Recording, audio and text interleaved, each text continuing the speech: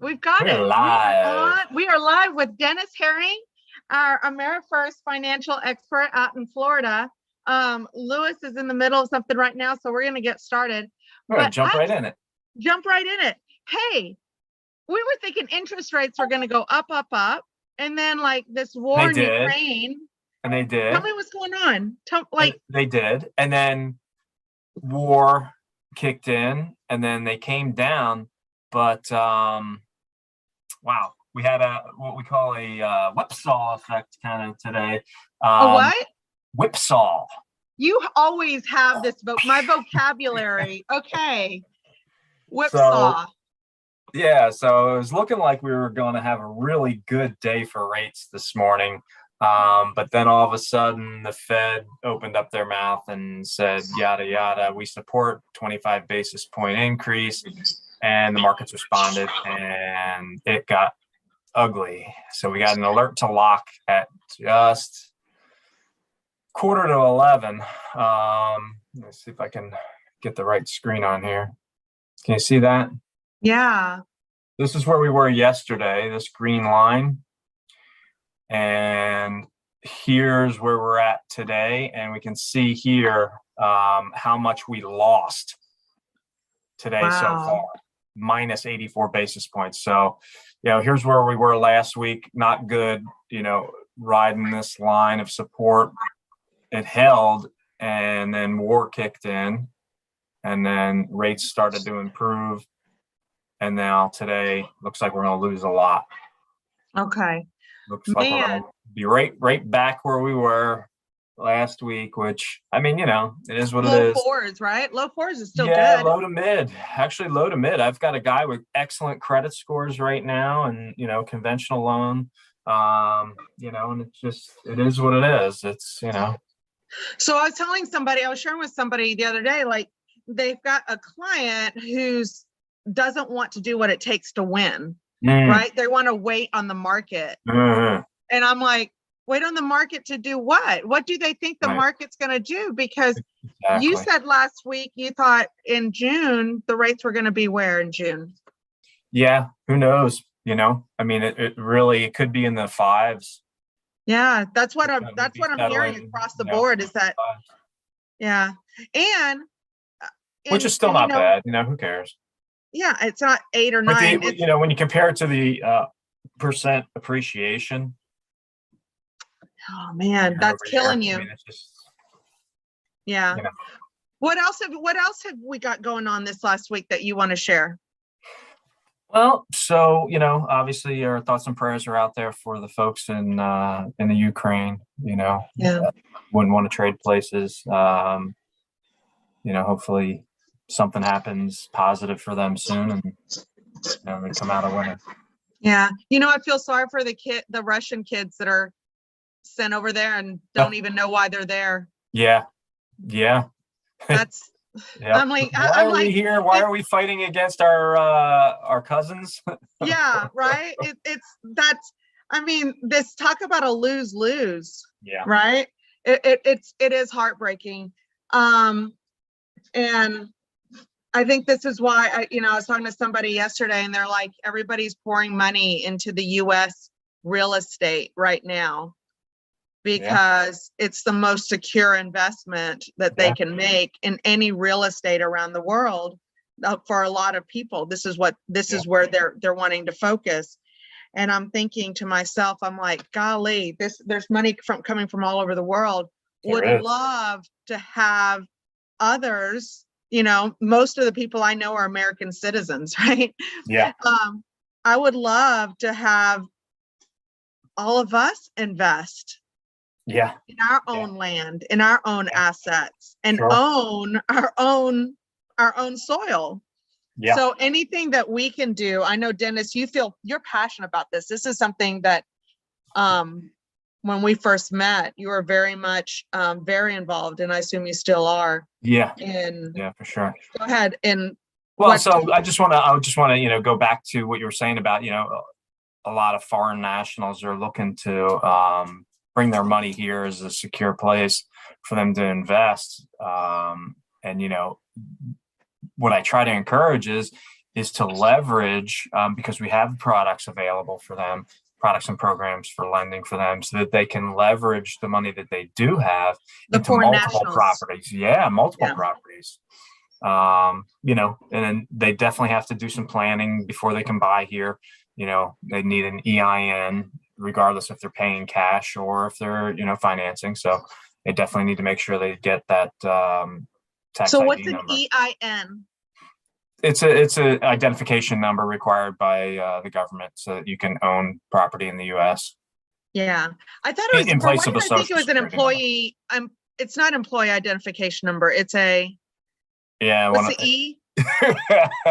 I don't know. I forget. Oh, identification number. We just know Right, it's an exactly. EIN number. Yeah, you know what I'm talking about. Yeah. It's funny. It's one of those acronyms. You use it so much and you know what it is. Yeah, And then you're like, it's wait, so funny. what is that? 20 years later, I don't know. You should have asked me 20 years ago when I was taking Exactly. the test. I forgot since then. Well, so Anyway, I know. Thank you TIN. for They got to all- get a TIN, a tax identification number. tax identification number. There it is. Not TIN. the EIN, the TIN, the other Yeah, IN. that makes sense. TIN, tax identification number. It's like the alternative to Social Security. So, Correct. Yeah. this sounds good. What's the best way to reach you for mortgage stuff in what states? Yeah, so 954-648-4949, 954-648-4949. That's my direct cell. Handling Florida, Georgia, Colorado, Alabama, Texas, California. Yeah, and more to come. And more to come. Yeah. Dennis knows his stuff. That's kind of the word on the street, is that he knows his stuff and he's willing to make stuff happen. I talked to Scott Scari the other day. I like Scott, man. Yeah. Scott's a great guy. He is a great guy. Golly, every time I visit with him, he makes my world a better place. Yeah, what a he's joy. so nice. So I'm so excited. Thank you for everything that you do all the time. Thank you for always taking care of our clients and helping other people in our community. Tell us about the challenging market for listings going on out there right now. How much fun is that? I always tell people, like, our goal isn't necessarily to sell a house. Like, anybody can sell a house. And we've been saying that for years. Our goal isn't to sell the house. Our goal is to bleed as much money out of this market as we can and to get the terms that we want. Nice. And every seller's different, right? For some, terms are going to be more important than maybe like $5,000. For others, $5,000 is more important than terms. Right.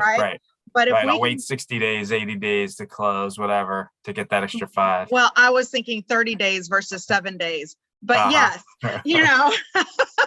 Well, they have to find a place to live, if they're selling and moving, right. But there's great options for that too, right? So where people can buy, you've got the cash is king. There's a multitude of options for sellers to go through to figure out what is best for them. It's one of those deals. It's like one size doesn't fit all. Right. And you know how it is when you talk to people about getting a loan, you ask them a series of questions. They're like, what's my interest rates? You're like, well, yeah, I know. Let me ask you some questions. Yeah, right? Let's dig deeper on this first before I can answer that blank question. What's my rate? What's the rate today? For what? Right.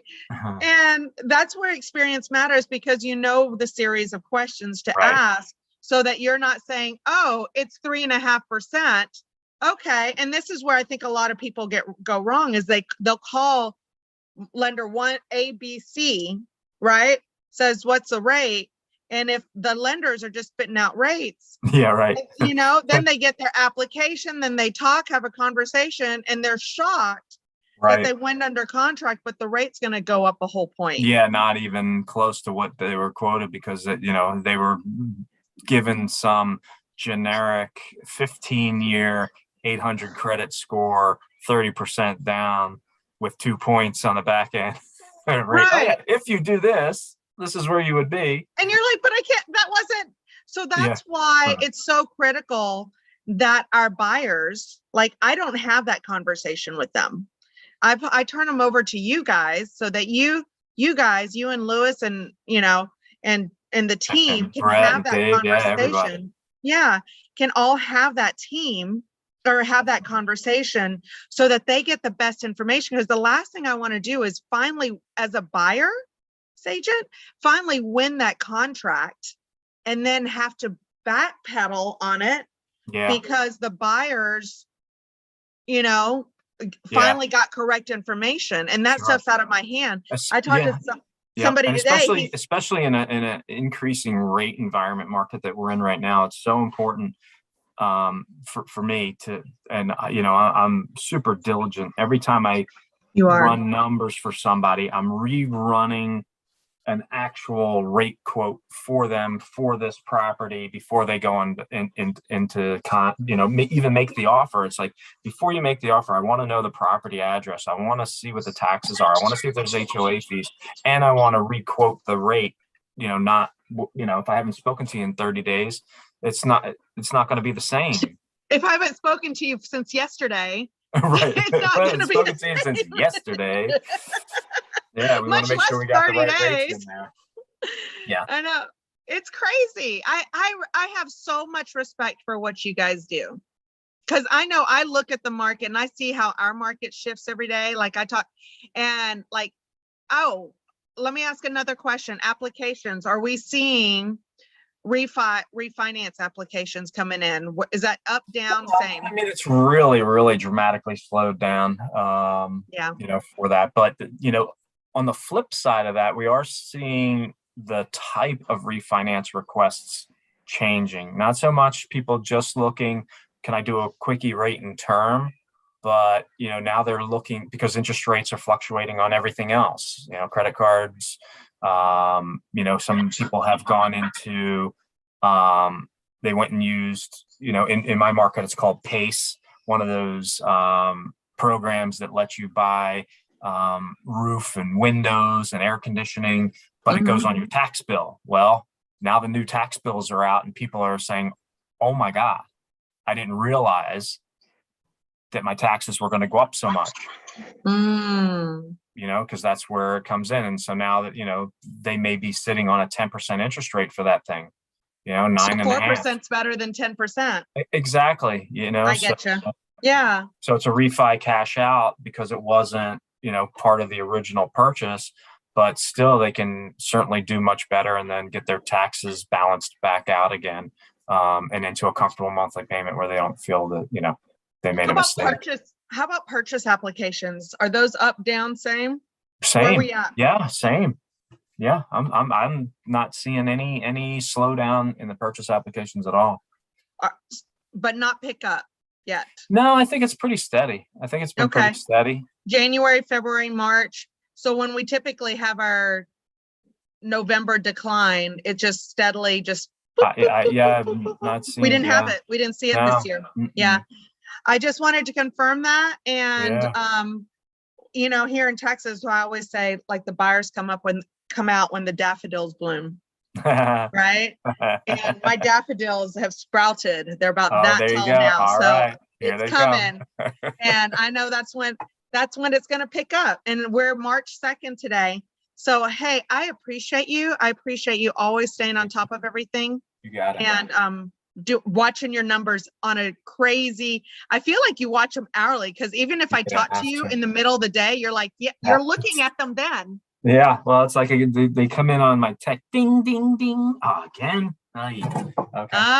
That's cool. That's how you're on top of it. Yeah. Hey, thank you. I'll talk to you soon. All right, B. Talk to you later.